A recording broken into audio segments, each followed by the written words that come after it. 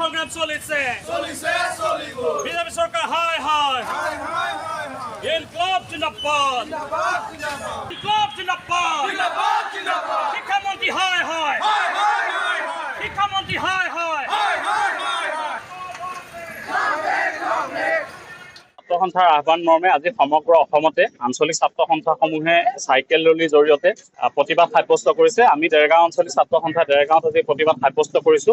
কাৰণ ৰাজ্য চৰকাৰখনে অসমীয়া মাধ্যমটোৰ ওপৰত মাধমাৰ সভাবৰ কাৰণে ষড়যন্ত্ৰ কৰিছে। সেইকাৰণে ইয়াৰ আগতেও সদৌ ছাত্ৰ সন্থাই আন্দোলন ঘোষণা কৰিছিল আৰু এতিয়াও এমাহজোৰা আন্দোলন ঘোষণা কৰিছে।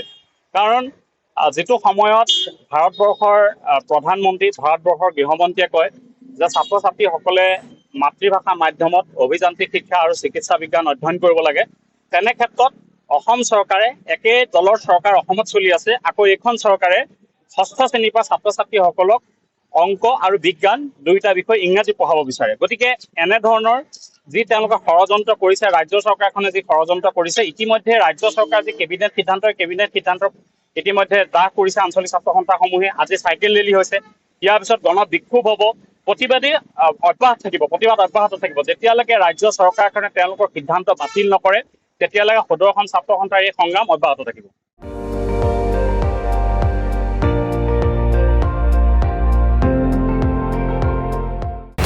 আপুনি চাই আছে ND24, সৰ্বশ্ৰেষ্ঠ নহয় সৰ্বোত্তমৰ দৌৰ।